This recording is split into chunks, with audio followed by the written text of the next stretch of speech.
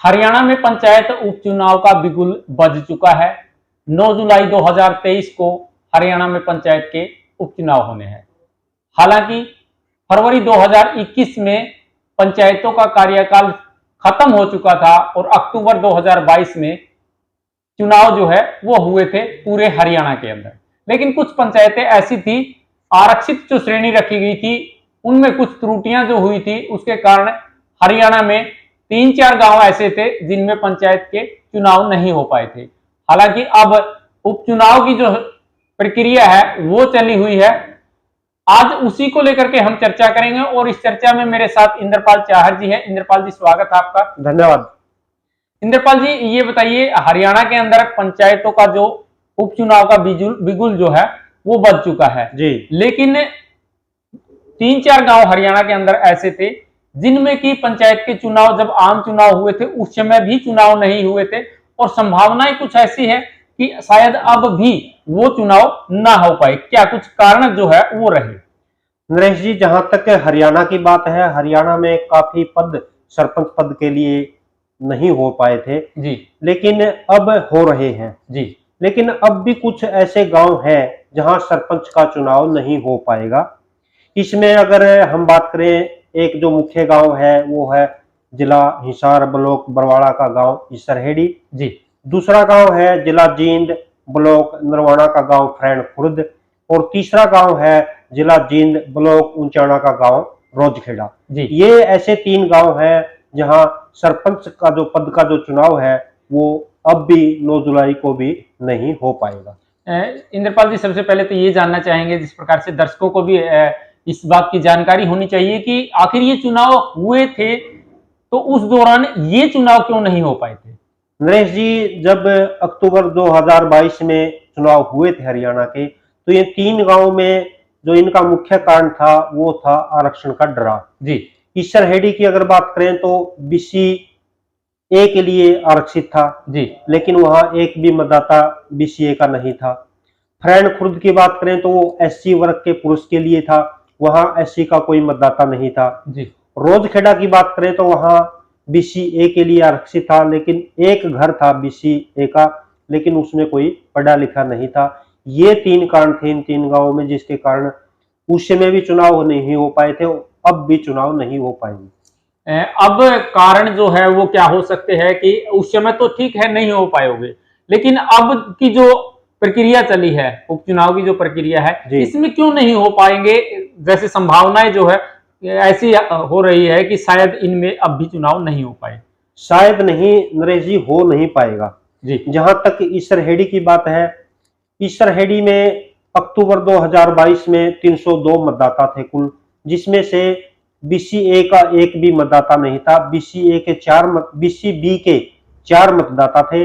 और अब बात करें 2023 की जो 9 जुलाई को चुनाव होना है, उसमें कुल मतदाता इसरहेड़ी में 326 हैं। बीसीए का एक भी मतदाता अब भी नहीं है। और जहां तक बीसीबी की है उसमें अब बीसीबी के 3 मतदाता हैं। जी। जब चुनाव हुए थे पीछे, तो जो भी सरपंच पद के लिए चुनाव लड़ना चाहते थे उन्होंने काफी भागदौड़ की और प्रशासन की नजरों में भी ये लाए कि बीसीए का एक भी मतदाता इसरहेड़ी में नहीं है। उस समय इनकी सुनवाई हुई और चुनाव होने के बाद जनवरी 2023 में जो एसईपीओ हैं उन्होंने अपनी रिपोर्ट चंडीगढ़ भेज दी थी कि बीसीए का एक भी मतदाता इसरहेड़ी में नहीं है, लेकिन इसमें किसी भी प्रकार की कोई सुनवाई नहीं हुई। जो प्रशासनिक गलती है वो 6 महीने के बाद भी यूं की त्यों रही, किसी प्रकार की कोई कार्रवाई इसरहेड़ी के मामले में नहीं की गई।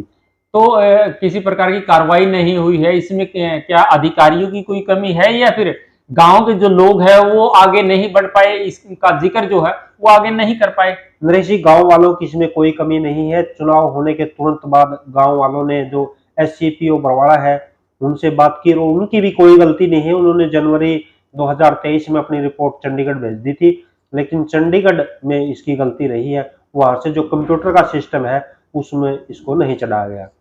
अच्छा, जैसे आपने आंकड़े बताए इसरहेड़ी गांव के, तो फ्रैंड गांव के भी कुछ आंकड़े जो है आपने जुटाए हैं?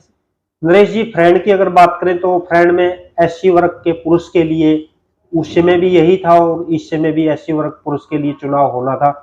लेकिन यहाँ गलती क्या हुई है, जो आंकड़े लिए गए हैं वो 2011 की जनगणना के लिए गए हैं जी। और 2011 की जनगणना से कुछ समय पहले फरैन गांव में एससी वर्ग के कुछ मतदाता ईंट जो भट्ठा होता है उस पे काम करते थे और उनके जो मत थे वो भी फरैन गांव में बने हुए थे। लेकिन 2011 के बाद वो वहां से चले गए। जो रिकॉर्ड बोल रहा है उसमें जनगणना में, वो एससी वर्ग के कुछ मतदाता जो ईंट भट्टे पर काम करते थे वो दिखा रहा है। लेकिन हकीकत में जो वोटर लिस्ट है उसमें अब इनके मत नहीं है और जो ये यहाँ काम करते थे इस समय मौके पर भी यहाँ काम नहीं कर रहे हैं। जो 2022 में चुनाव हुआ था उसके तुरंत बाद फरैन खुर्द के लोगों ने भी बीडीपीओ के माध्यम से अपनी जो शिकायत थी वो चंडीगढ़ भेज दी थी। इस मामले में भी किसी प्रकार की कोई कार्रवाई चंडीगढ़ से नहीं हो पाई। अच्छा, जैसे फरैन की हमने जानकारी जो है वो दी है, इसरहेड़ी की जानकारी दी है, लेकिन रोजखेड़ा जो कि जींद जिले का एक गांव है, अब जो लिस्ट आई है उसमें इस गांव का नाम तक नहीं है, ये क्या कारण है?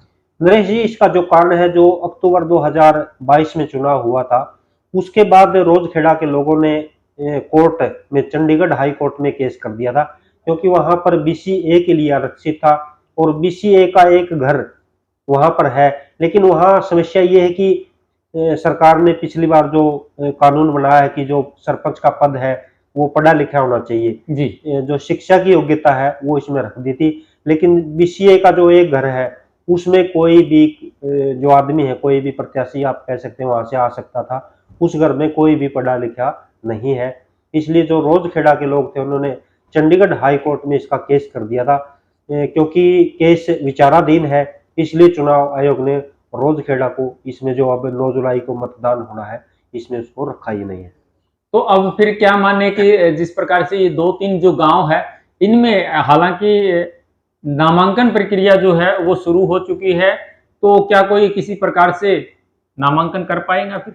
देखिए, आपने आंकड़े सभी देख लिए हैं, इसमें मैं नहीं मानता कि कोई भी नामांकन इसमें कर पाएगा।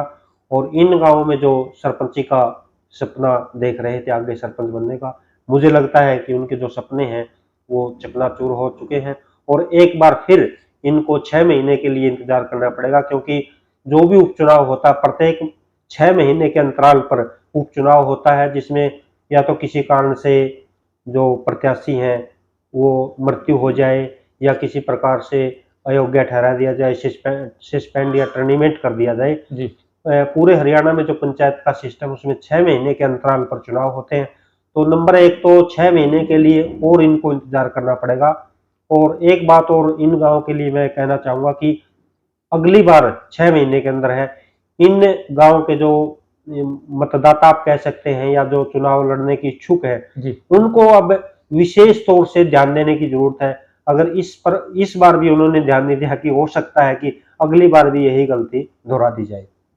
तो दर्शकों, इंद्रपाल जाहर जी ने हमें जो जानकारी दी है, आप लोगों तक ये जानकारी हम लेकर के आए हैं कि क्या कारण रहे हैं जिसके कारण कि पिछले जो चुनाव हुए थे, आम चुनाव पंचायत के जो हुए थे, उनके अंदर ये चुनाव नहीं हो पाए थे, लेकिन अब दोबारा से फिर वही स्थिति ज्यों की त्यों बनी हुई है, जिसके कारण कि लगता नहीं है कि इन गांवों के अंदर पंचायत के चुनाव हो पाएंगे। देखने वाली बात ये रहेगी कि जब ये चुनाव प्रक्रिया पूरी हो जाएगी, इसमें क्या कुछ बनता है। अगली रिपोर्ट के माध्यम से हम आप तक वो जानकारी भी पहुंचाने की कोशिश करेंगे। आज की ये रिपोर्ट आपको कैसी लगी कमेंट के माध्यम से जरूर बताइएगा। जी इंद्रपाल जी, आप कुछ कह रहे थे। और नरेश जी, हम कोशिश ये भी करेंगे कि जब नामांकन प्रक्रिया समाप्त हो जाएगी तो हमारी कोशिश रहेगी कि इन तीनों गांवों का दौरा करके वहां के जो मतदाता हैं उनसे भी हम बातचीत करने की कोशिश करेंगे। जी बिल्कुल दर्शकों, अगर आप लोग चाहते हैं कि हम इन गांवों की रिपोर्ट आप तक, एक्चुअल जो रिपोर्ट है कि क्या कारण रहे हैं और क्या उनकी तैयारियां हैं चुनाव को लेकर के, या आगे भविष्य में जब भी चुनाव होंगे वो किस प्रकार से करवाना चाहते हैं, अगर आप चाहते हैं तो कमेंट जरूर कीजिएगा। आपकी क्या राय है ये भी जरूर बताइएगा। इंद्रपाल जी, आप हमारे साथ जुड़े हैं और दर्शकों तक जो जानकारी पहुंचाई है इसके लिए आपका बहुत बहुत धन्यवाद। धन्यवाद।